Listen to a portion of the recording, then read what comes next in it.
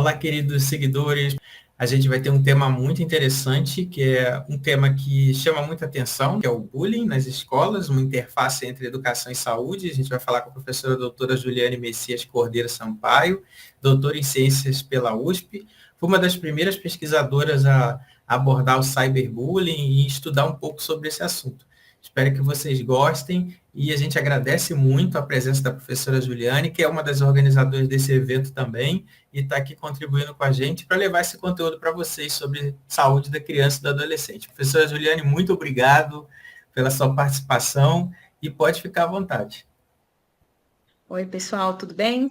Bom, Jorge me apresentou, eu sou a professora Juliane, há algum tempo tenho trabalhado pesquisas com adolescentes, com criança, e o bullying é um tema que ainda traz inquietude, né, em relação à vivência no ambiente escolar, que é um espaço democrático, que é um espaço onde as interações sociais deveriam acontecer de forma saudável, mas essas relações acabam sendo, por vezes, manchadas por situações de violência, né? Então, para a gente entender um pouquinho desse bullying, a gente tem que entender o contexto que essa criança e esse adolescente está inserido, a gente precisa entender qual é o contexto familiar dessa criança, desse adolescente, a gente precisa entender como é o perfil dessas relações que são permeadas por violência na escola, como é que ela está acontecendo, que tipo de violência é prevalente nesse espaço, como é que a equipe pedagógica, a equipe escolar tem visto, tem percebido essas violências, ela nega a existência dessa violência na escola ou não.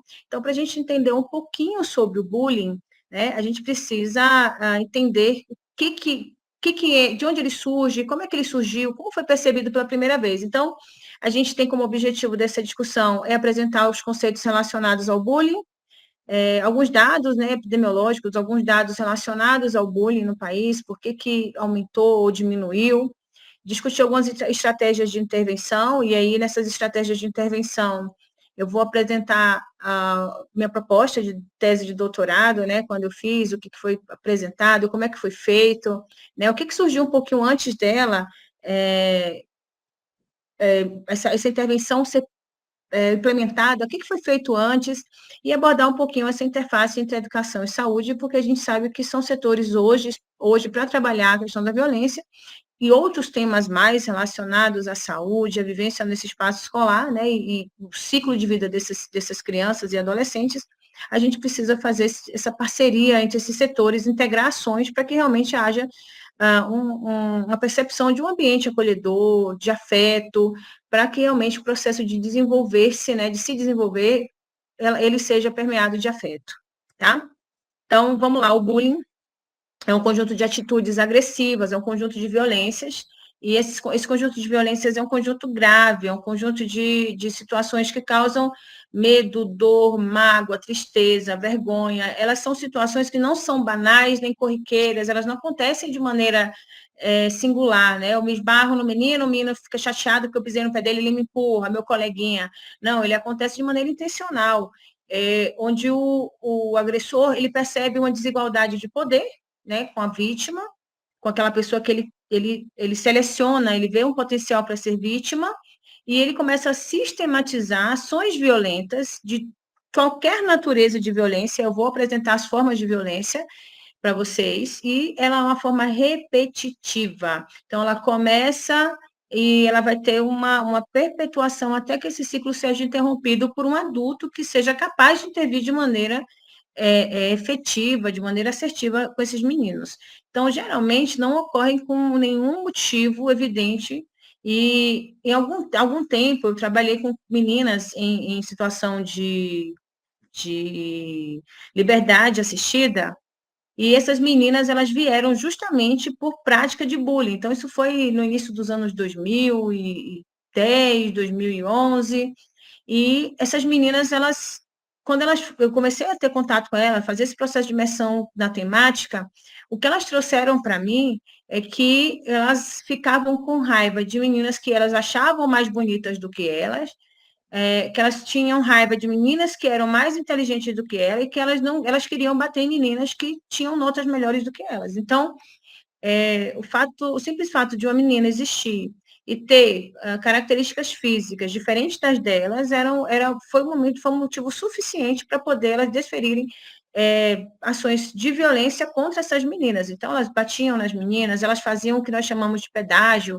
Então, essas meninas só entravam na escola depois que pagavam um lanche, davam material escolar, enfim. Não é motivo, né? Não é motivo outro existir, ser mais bonito do que eu, ter que bater nele, ou gritar, ou xingar, o que seja. Então, geralmente é adotado por um aluno contra outro, ou, geralmente, um aluno agressor, ele acaba criando um grupo para poder perpetrar a violência contra esse alvo dele, essa vítima que ele faz. E, geralmente, essas pessoas que se unem ao agressor, ela tem um nome de espectador, e esse espectador, ele pode ser um espectador passivo, né? Ele observa tudo e não se envolve, ou ele pode ser um observador mais ativo, ele se junta ao agressor para que ele também mascare qualquer potencial de se tornar vítima para esse agressor, então ele acaba se juntando ao agressor para passar despercebido dele. Então, não tem provocação dessa vítima, não tem absolutamente nada que essa vítima faça que venha realmente justificar atos de violência, a gente sabe que é injustificável, e a vítima acaba sofrendo. Então, não é só pôr um apelido e ser zoado pelo apelido, porque às vezes um apelido é colocado, a gente leva na boa e está tudo bem, né? Mas esses apelidos são pejorativos, são colocados de maneira intencional para realmente causar dor, causar vergonha, causar medo. Então, o agressor, ele olha para uma vítima, para uma pessoa, vê uma potencial vítima, e ele fala, não, essa aqui que vai sofrer nas minhas mãos a partir de agora, porque eu vou fazer essa sequência de violência, e aí o sentimento de tristeza, dor, mágoa, medo, que pode causar, inclusive, gatilhos para desequilíbrio, desordens mesmo de emocionais, pode causar depressão, pode causar gatilho para pânico, enfim. Então, existem outras questões aí que vão se agravando quando essa violência não é interrompida. E aí, para vocês entenderem a gravidade, a prevalência do bullying, ela vem sendo estudada desde o início dos anos 2000 aqui no Brasil de maneira mais intensa. A Associação Brasileira de Proteção à Infância, a ABRAP, ela trouxe os dados, ela fez um levantamento nacional nas 5 regiões do país, então apontou lá que 40% das crianças e adolescentes que responderam ao questionário sofreram bullying naquele período. E aí, nas 5 regiões do país, há uma média de 12,5% de estudantes, né, naquele momento ali, que se declararam vítimas. E aí, o IBGE, no ano de 2009, no ano de 2012, também trouxe um potencial aumento, uma prevalência aumentada de vítimas e de estudantes envolvidos com bullying. Saiu de 5,4 em 2009 para 7,12, e aí, agora, esse ano de 2021, ali no meio da pandemia, o IBGE também vem com esses valores aumentados. Então, 23% dos estudantes brasileiros relataram ter sido vítimas de bullying. E aí, eu dei uma puladinha aqui nesses de Brasília, que eu ainda vou falar, que foi um projeto que eu fiz com alunos de iniciação científica. Esse aumento não é que a violência está aumentando, mas é que a abordagem da temática bullying tem sido difundida. A gente, no início dos anos 2000, e até 2010, a gente teve apadrinhamento de atores e de apresentadores de televisão no Brasil falando sobre o bullying, mostrando os efeitos deletérios dessa violência, de estar submetida a essas situações de violência, como vítima, quer como agressor, quer como testemunho, observador. E aí, ao permitir que a população tenha informação sobre esses tipos de violência, esses conjuntos de violência, a gente também tem uma facilidade de reconhecer no espaço escolar que essas violências existem.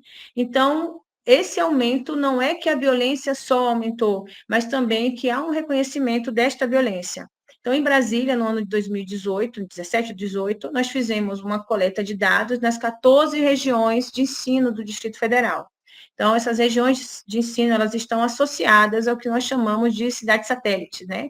Então, nós randomizamos, nós fizemos um sorteio e pegamos uma escola de cada região e a gente conseguiu uma amostra de 512 alunos de ensino fundamental 1, né, do sexto ao nono ano, e nós queríamos verificar quantos desses alunos, a partir dessa amostra, estavam envolvidos com bullying. E a gente teve uma surpresa que 362 alunos estavam envolvidos com bullying, eles afirmaram, onde 249, né, quase 50% da nossa amostra aí estava envolvida como vítima, e 113, né, um pouco mais de 20% envolvido como agressor.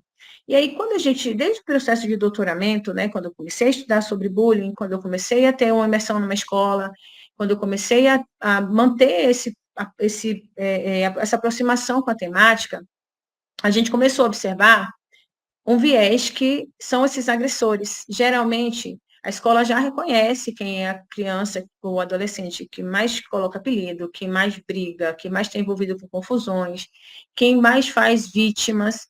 E o agressor, geralmente, ele não quer participar do processo de coleta de dados.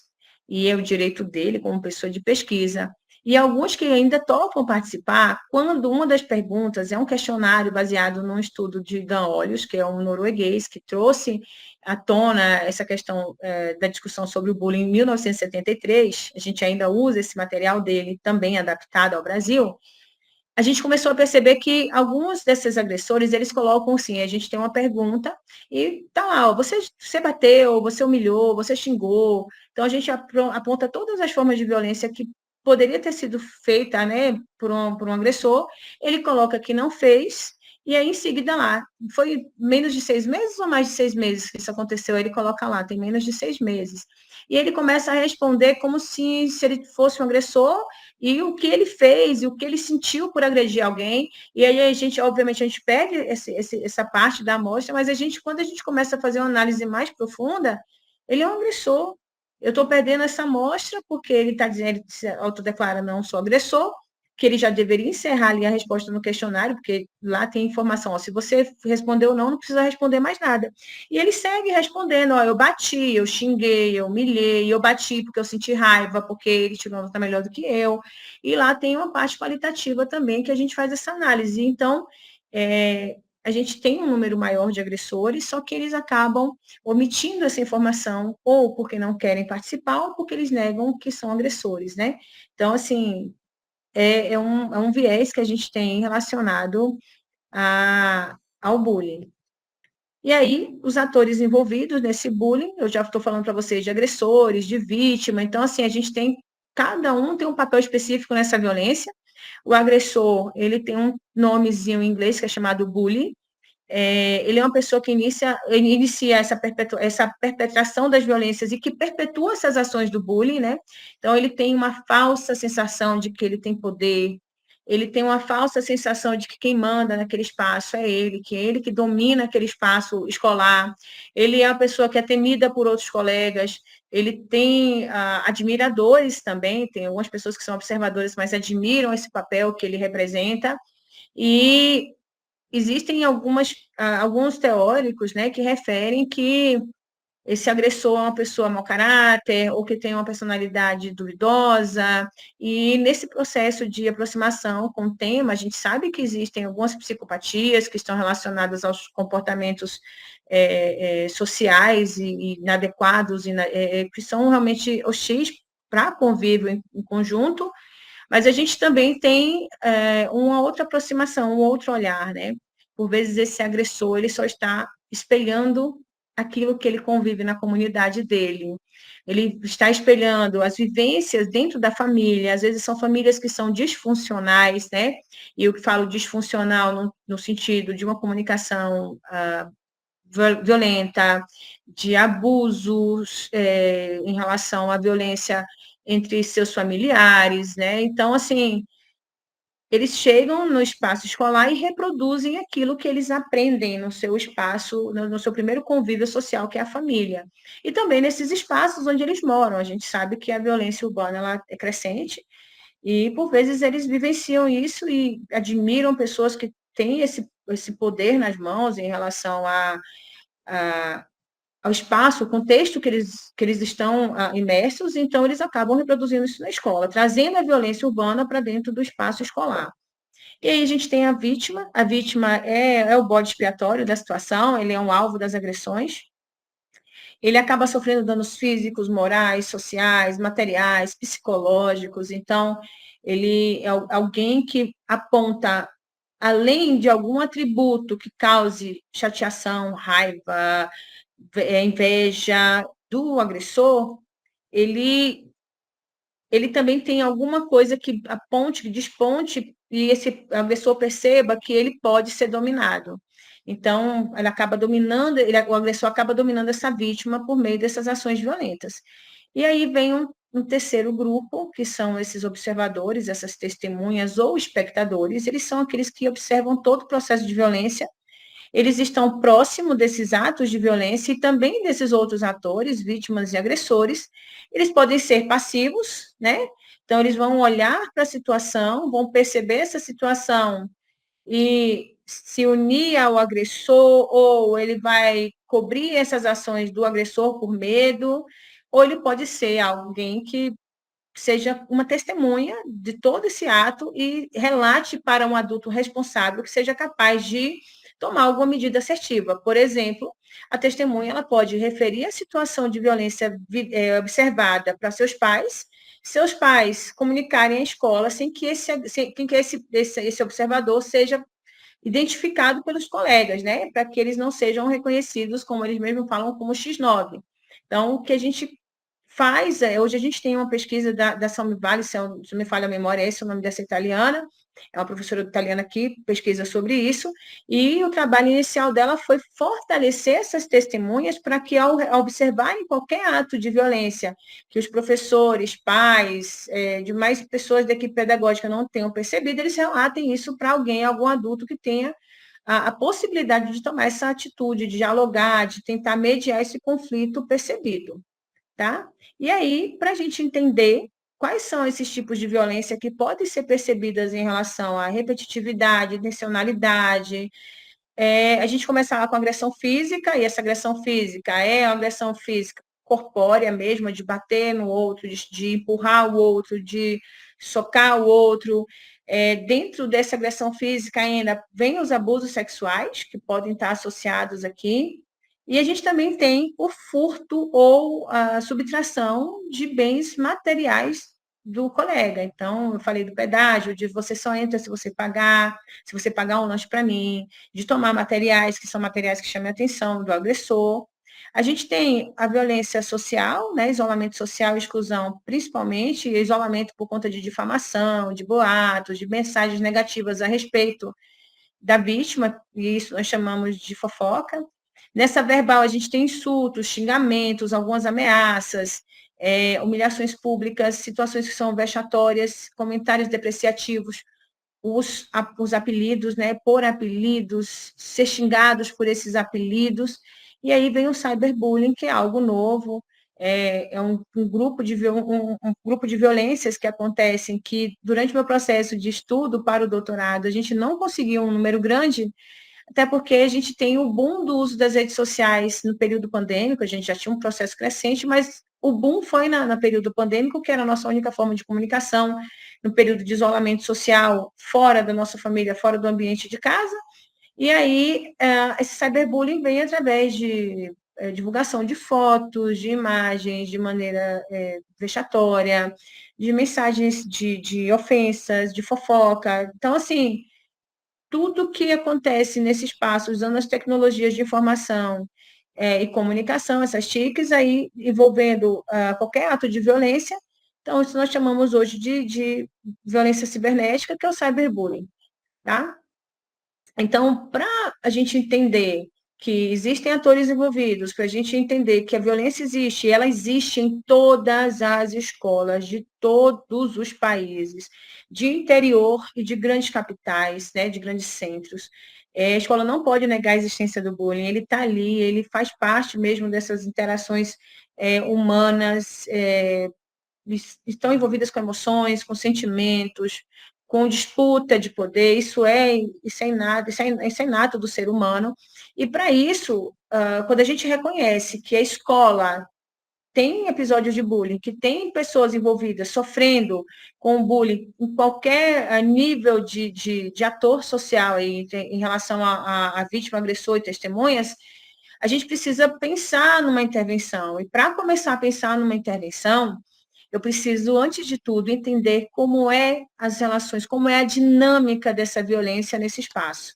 Então, existem hoje ferramentas para a gente tentar fazer um diagnóstico situacional. Então, essa ferramenta pode ser aplicada diretamente com o aluno. Eu posso aplicar junto com o aluno, a família, a professores, e o ideal é que realmente essa comunidade escolar, né, família, cuidadores, responsáveis, os próprios professores, a parte pedagógica inteira da escola, inclusive as pessoas que trabalham da cantina, aos serviços gerais, ao agente de pátio, então todos eles precisam ser escutados, porque eles também precisam intervir nesses espaços. E os próprios estudantes, porque é o local de fala deles, é o local que eles vivenciam essas dores relacionadas ao bullying. Então, essas intervenções, elas precisam envolver essa comunidade escolar, e o Jones e os colaboradores dele, desde 2022, vem trazendo informações de que a gente media conflito a partir de diálogo, mas o apoio psicológico, ele é extremamente necessário. Então, a gente pode fazer, enquanto profissional de saúde, fazer toda a parte de acolhimento, escuta ativa desses meninos, desses adolescentes, dessas crianças, a gente faz esse acolhimento, a gente chama para perto, mas a gente precisa de uma intervenção terapêutica com psicólogos e, obviamente, com a escola, com a família, para que todos sejam envolvidos na tentativa de reduzir os danos que o bullying causa, né? Então, por que a gente faz esse tipo de intervenção? Porque a gente quer mitigar o bullying. Então, a gente quer reduzir, porque a gente sabe que é utopia falar que o bullying vai acabar, que vai ter paz, enfim. Mas a gente quer mitigar, a gente quer reduzir esses episódios de bullying, então essa prevalência é diminuída quando a gente tem esse processo interventivo, mas também a gente consegue fazer um processo de reestruturar, de ressignificar a violência, tanto para a vítima quanto para os agressores, para tentar fazer com que essa recidiva de violência na escola ela seja diminuída, ela seja minimizada. Então, para isso, a gente utiliza o termo que a ONU traz desde 2018 de maneira muito mais potente. A gente tem no programa de saúde do escolar já falando, abordando desde muito tempo, né, desde o início dos anos 2000, e essa cultura de paz ela vem no ambiente escolar com a perspectiva de ações que sejam permeadas de valores que venham promover a violência, através de uma tolerância, de um diálogo, através de resolver esses conflitos que existem de maneira pacífica. Então, a gente não quer vivenciar um desengajamento moral, a gente não quer que o João bata na Maria, porque a Maria todos os dias xinga a Joana. A gente quer que o João, ao testemunhar isso, busque um adulto para que a Maria e Joana consigam conviver nesse espaço sem nenhum tipo de violência que cause dor em um e que cause falsa sensação de poder no outro, porque é uma falsa sensação até que esse bullying seja interrompido, essa violência seja interrompida, e no momento que ela é interrompida, ele entende que existem outros poderes e outras formas de vivência, tá? Então, essa cultura de paz, ela traz para perto do ambiente escolar o setor saúde, e a gente fala sobre isso, a gente chama isso de interface entre saúde e educação, e permite que esses problemas que venham a ser decorrentes do bullying sejam também diminuídos. A gente tem que assegurar que respostas rápidas relacionadas à violência sejam feita, mediada por profissionais de saúde, e para que essa intervenção seja feita em tempo oportuno, o profissional de educação que está próximo ao aluno, ele precisa entender que existe bullying, conceituar essas violências, né, essas violências que acontecem dentro do bullying, e consiga também buscar essa ajuda nesse território onde essa escola está inserida. Então, quais são as situações que o bullying pode trazer para a criança e para o adolescente? Depressão, ansiedade, baixa autoestima. A gente tem falado muito sobre automutilação sem intenção de autoextermínio. Então, a gente tem um número elevado de adolescentes que praticam automutilação, e quando a gente vai ver, existe também, muitas vezes, associação com o bullying escolar, e quando a gente faz essa integração entre saúde e educação, a gente tem um espaço seguro. A gente consegue acolher esse menino, essa menina, a gente consegue acolher esses adolescentes para poder, de maneira afetuosa, né? A gente consegue entender que existe um contexto onde o agressor está, o espaço de vivência que essa vítima foi colocada, e a gente, através de diálogo, de acolhimento, de ações que realmente minimizem esses conflitos, a gente consegue trazer um desenvolvimento acadêmico melhor, a gente reduz até a evasão escolar, a gente consegue reduzir também essa desmotivação, então a gente traz um processo de motivação e gerência também de emoções dessa criança e desse adolescente. Eles precisam gerir essas emoções, eles precisam trabalhar a inteligência emocional para que esse convívio seja saudável. E aí, esse processo de interface, dessa interface de educação e saúde, ele vem apontando, vem despontando que esses problemas relacionados ao bullying sejam diminuídos. E a cooperação entre a escola e as unidades de saúde, quando a gente trabalha essas questões de gestão emocional, através de educação sobre essas emoções, de campanhas anti-bullying, de falar sobre quem está envolvido, que a escola consegue perceber, que a gente precisa diminuir essa questão das violências, e a gente precisa, além de tudo, trabalhar o processo de capacitação da equipe pedagógica, junto com a família, para que eles reconheçam as situações de bullying, decorrente de bullying, comportamento de vítima, comportamento de agressores, de testemunhas. E quando a gente consegue trabalhar todas essas estruturas, todas essas vertentes de programa anti-bullying, sensibilização para a campanha de inteligência emocional, de educação emocional, capacitar a equipe pedagógica e toda a comunidade escolar, os resultados têm apontado redução dos casos de violência na escola. E aí a gente tem um ambiente mais saudável, um ambiente baseado nessa cultura de paz e também de respeito das diferenças, né, das desigualdades que existem, né, da iniquidade, melhor falando, que existe na singularidade de cada ser, né, na singularidade do ser professor, da singularidade de ser um aluno que tem diferença, tem um estereótipo, tem um corpo de uma forma, o olho de uma cor, o peso de uma estrutura, né, diferente do outro, e precisa ser respeitado isso.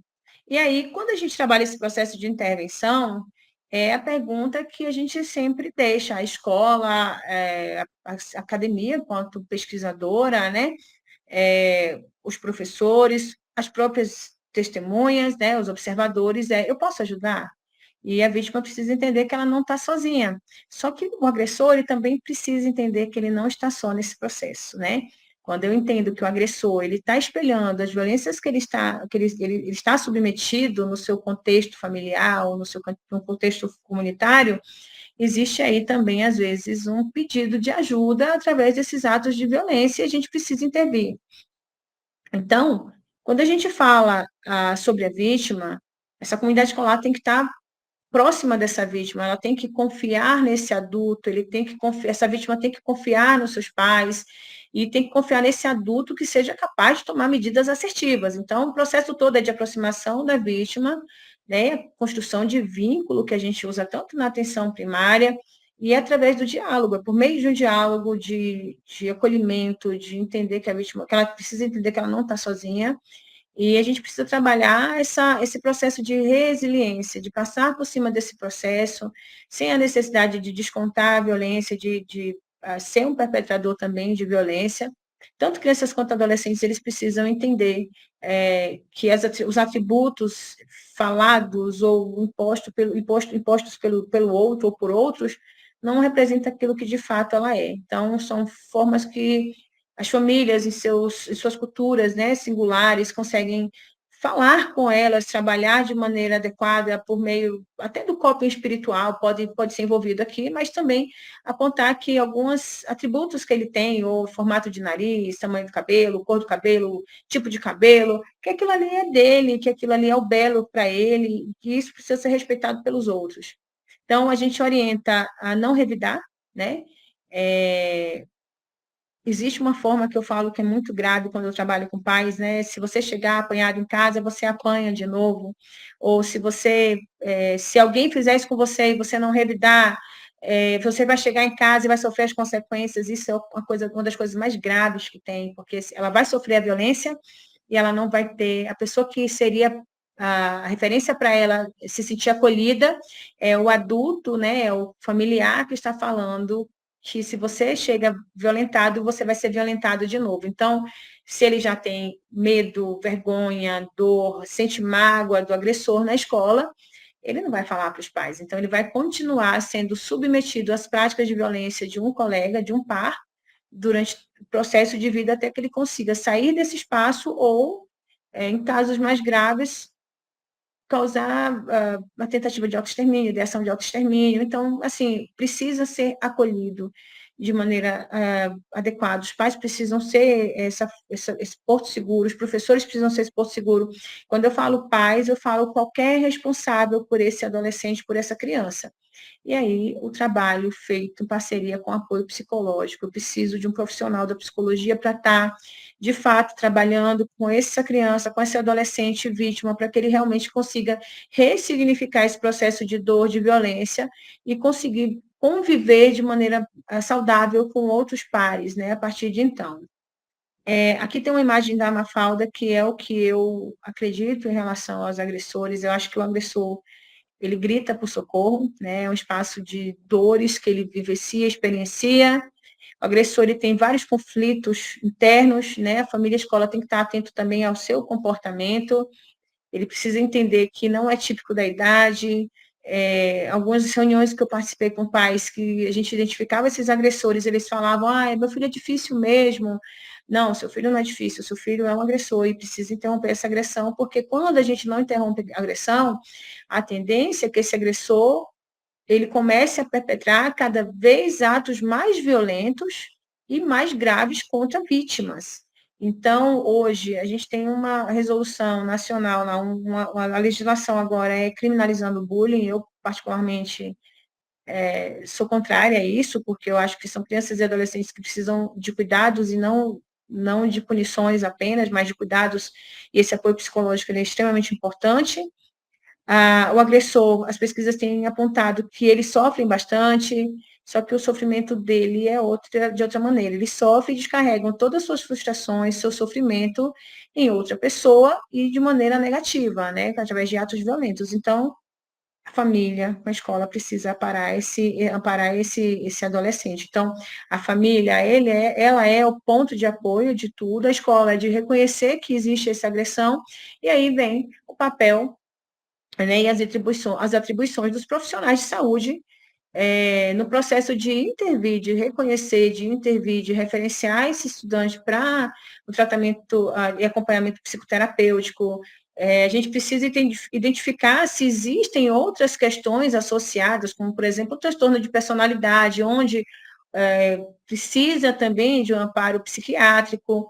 Então, assim, porque a gente sabe que existem alguns transtornos de personalidade que o indivíduo, né, a pessoa se transforma em uma pessoa manipuladora. Então, isso tudo precisa ser percebido, né? A escola precisa perceber que existe essa agressividade, essa repetitividade de agressões, mas aí entra o profissional de saúde também nesse processo, para a gente fazer um processo de intervenção rápida, eficaz, efetiva, para tirar também esse agressor do sofrimento.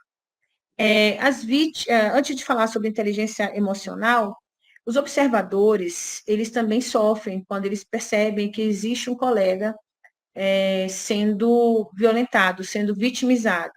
Então, é importante que a testemunha, esse observador, ele precisa estar o tempo inteiro sendo estimulado a contar para algum adulto responsável, de maneira extremamente sutil, para que ele não seja identificado que existe violência naquele espaço e que tem alguém sofrendo. Tá? Então, ele precisa, quando eu falo ele precisa, a gente não consegue, de fato, falar quem é essa testemunha. Mas a literatura aponta que a testemunha são todas as crianças e todos os adolescentes que estão, que não são classificados nem como vítima, nem como agressor. Então, essas são as testemunhas. Então, eles estão perto ali eles estão ali no epicentro da violência. Eles conseguem observar quem é o agressor, quem é a vítima, quanto tempo aquela vítima está submetida ao processo de violência, quanto tempo aquele agressor e quais são as pessoas que eles estão agredindo. Então, tudo isso aí essa vítima consegue identificar e ela consegue ser esse ponto capaz esse ponto de equilíbrio em relação na tentativa de mitigar esse tipo de violência, esse tipo de bullying que estiver existindo ali. Mas ele não consegue agir, tá? Ele precisa, a única forma de ação dele é chamar esse adulto, conversar o que está acontecendo para que esse adulto consiga se aproximar desse espaço e realmente identificar se aquilo ali é uma violência corriqueira, se é um conflito comum, ou se de fato é uma questão de violência mais grave, que é o bullying, né, por conta da sistematização que é feita em relação a toda a estrutura de sofrimento que esse processo causa. Então, quando a gente fala sobre a educação emocional, a gente está falando sobre inteligência emocional, precisa ser trabalhado principalmente com vítimas e agressores, sobre a autoconsciência de quem ele é, como ele por que ele precisa de ajuda, nos dois casos, eles precisam lidar com as emoções, e aí as frustrações precisam existir, como é que eles vão lidar com essas frustrações de não serem o melhor da sala, ou não serem o mais bonito, ou de estar sendo vitimizado por isso, a automotivação, eles precisam ter objetivos de vida, metas a curto prazo, para que realmente eles consigam entender que aquele processo de convívio na escola, ele tem uma função, ele tem uma finalidade, e a violência não faz parte dessa finalidade. A vivência da empatia, e principalmente relacionadas a essas testemunhas, esses observadores, de entender que o outro está sofrendo, e por isso que ele precisa realmente divulgar esse sofrimento para esse adulto, e a capacidade de se relacionar. Dentro da formação acadêmica, hoje, né, eu sou enfermeira de formação, eu sempre falo que a gente tem que ter competência para fazer as coisas, tem que ter habilidade naquilo que precisa de destreza, mas a relação interpessoal, ela é fundamental para a manutenção das relações humanas. Então, essa capacidade de se relacionar, como eu me relaciono, ela tem a ver com respeito, ela tem a ver com tolerância, ela tem a ver com afeto. Então, são esses pontos principais, e aí daí surgem outros braços, né, outros itens, outros subitens relacionados à inteligência emocional que a gente precisa trabalhar com esses adolescentes, e óbvio que o profissional da psicologia, o psicólogo, ele é a ferramenta profissional principal nesse movimento de mudança e ressignificação de comportamento, tá? Então, quando eu trabalho um processo de intervenção, o que eu justifico para fazer esse processo de intervenção é que o bullying é um problema relevante nas escolas e exige uma resposta de diferentes campos. A gente trabalha na perspectiva plural, a gente trabalha na perspectiva de multiprofissional. Então, eu estou falando de um setor de educação e saúde, mas eu falo que o ponto-chave de transformação é o profissional de uma ciência aplicada, que pode estar na saúde, que pode estar na educação, que é esse psicólogo. Então, assim, só o psicólogo não dá jeito, porque ele precisa de reconhecimento da violência. Quem vai fazer isso é a equipe pedagógica. Só a equipe pedagógica não dá jeito, porque eu preciso também do apoio familiar, e eu preciso de uma estrutura profissional de saúde maior, mais ampla. Então, a gente precisa de programas de intervenção que venham a ser embasado na promoção de saúde e no cuidado.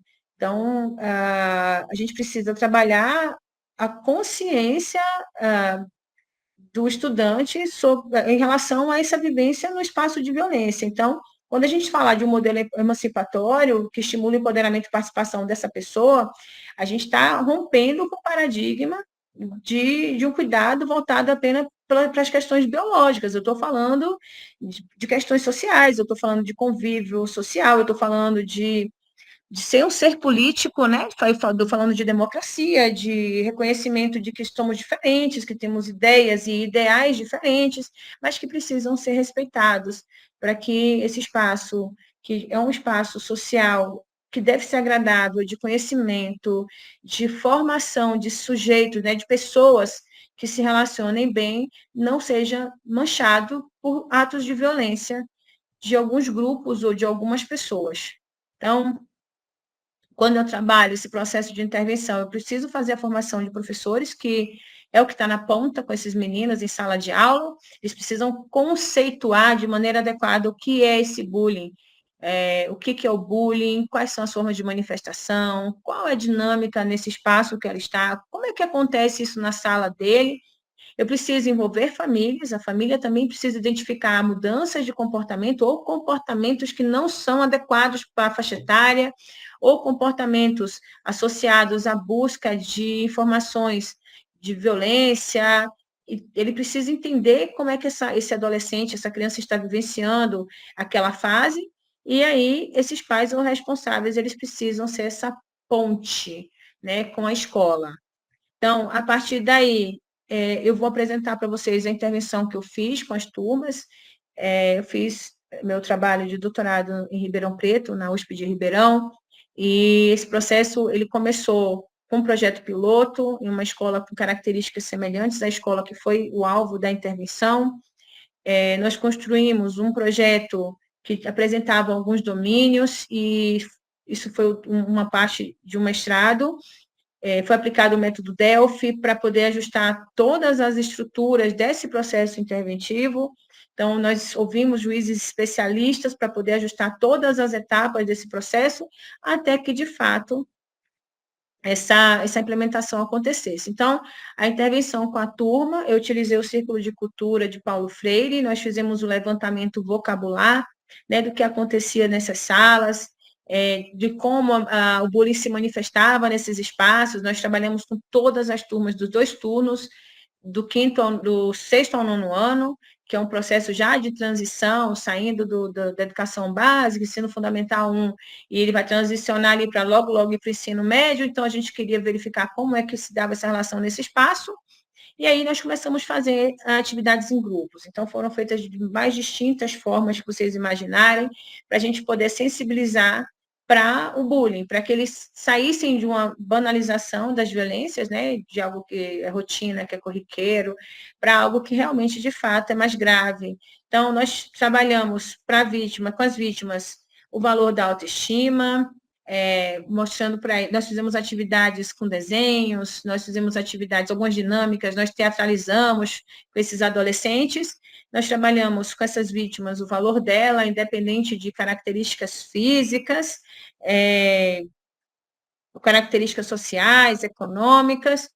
Nós falamos sobre autocontrole, e nós fizemos isso tudo em sala, tá? Em todas as salas que nós passamos, falamos sobre autocontrole, qual a importância do autocontrole, da gestão das emoções, o que fazer quando nós estamos em um momento de descontrole emocional, para que eles pudessem realmente identificar quais são as situações de bullying, né? Quando é que eu estou exposto ao bullying, quando eu estou expondo alguém ao bullying, o bullying, então eu precisava que eles entendessem esse processo do bullying. Então, para que a gente faz isso? Para que eles consigam decidir pela melhor opção em relação à situação de violência ou humilhação. Então, se eu estou sendo vitimizada, eu tenho opções de entender que eu não sou aquilo que ele diz que eu sou, e se eu sou aquilo que ele está dizendo que eu sou, está tudo bem, eu não preciso ter uma resposta violenta e não deixar para lá, mas trazer esse processo de ressignificar essa violência, de entender que não é sobre o que eu sou ou como eu ajo, assim sobre o outro que está achando que